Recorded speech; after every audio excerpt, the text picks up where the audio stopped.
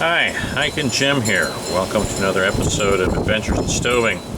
It's a very windy day here in Southern California, and thought I'd do some stove testing. What I've got in front of us here is, on the left I have the Soto WindMaster, and on the right I have the Soto MicroRegulator.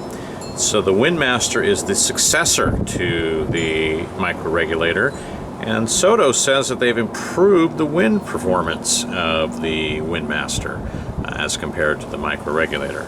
So I thought I'd see. Now what I've got here, this is my testing setup. I've got two identical pots with two identical amounts of water, approximately 500 milliliters each.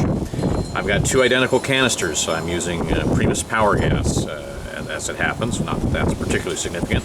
The main thing is that they're identical. So let's fire it up and let's see which one goes ahead and boils first, and then I'll weigh the canisters afterwards. And you know, one measurement is not going to be too precise, but I've done a bunch of these so far, and so hopefully as I average them we'll have a good number. Okay, here we go.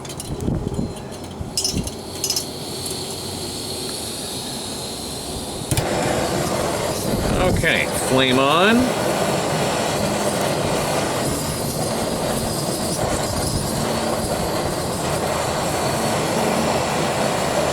Let's go ahead and zoom in here. Let's see what we can see.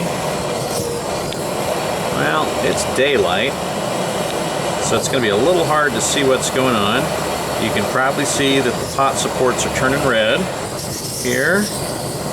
And you can probably just barely see, even though the flame's on high. If you look very closely, you can see a little bit of a blue flame in there. The WindMaster does have a more sheltered burner head. It just does. And so it's going to be a little hard to see in there. Okay. Now let's swing over here. Let's look at the MicroRegulator, see what's going on with that. There's our MicroRegulator, and you'll notice here, I'm not focusing very well. Come on, little camera. There we go, nice focus. Okay, so now here you can see the flame more on the MicroRegulator, and as the gusts come through, and I can see it in both, but as the gusts come through, you can see that the MicroRegulator, the head is more exposed to the wind. So we're just going ahead and seeing what's going on here.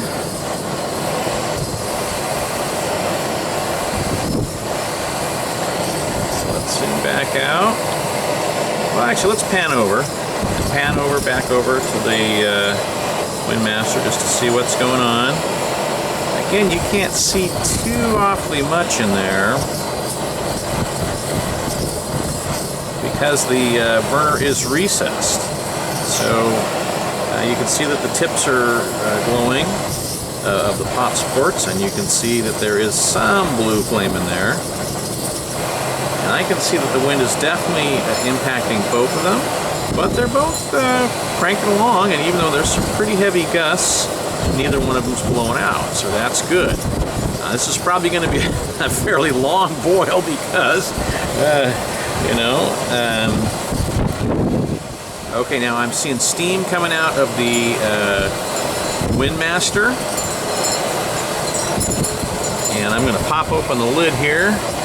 Let's back it off. I'm pretty sure we got a boil on the WindMaster, and I've got about 35 after the top of the time there. So let's turn that one off.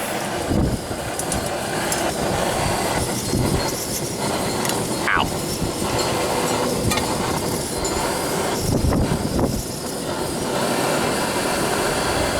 Definitely boiling.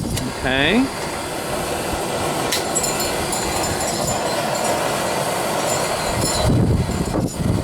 And the MicroRegulator is still kind of struggling, but I'm seeing some steam finally. A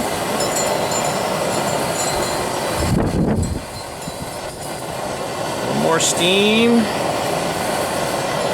So there, okay, now we've got a boil, looks like. Yeah, we've got a boil. So, looked like it's almost about 50 seconds slower. Now, most of my tests have not been that dramatic, but in this case where there's strong winds, the WindMaster really pulled out ahead. In every case, under every condition, the WindMaster has always been, even in fairly still conditions, the WindMaster has always come out first. So that tells me something. I mean, if you have a bunch of tests that you run, and sometimes one comes out faster and the other one comes out faster, and sometimes it's the other way around, that tells me they're fairly well matched. If you had one that generally came out faster, then that would tell me that that one was generally faster, but not significantly faster. But in this case, the WindMaster comes out on top in terms of speed of boil every time. So, and in particularly when you've got windy conditions like this, it's pronounced. So that tells me something, and that tells me that the WindMaster really is the more efficient stove. And when I've done weight measurements of the gas consumed, the WindMaster is consuming less gas. What I believe is happening is that the stoves are burning at the same rate, and since the microregulator has to burn longer, it burns more gas. I think that's the simplest explanation for what I'm seeing. So the WindMaster is faster and uses less gas, and handles wind better. I was really skeptical when I first got the WindMaster. I thought, come on, this is a gimmick, right? And actually, no, it looks like the WindMaster really is a significant improvement. Okay, so I'm Hikin Jim. This has been another episode of Adventures in Stoving. Thank you for joining me.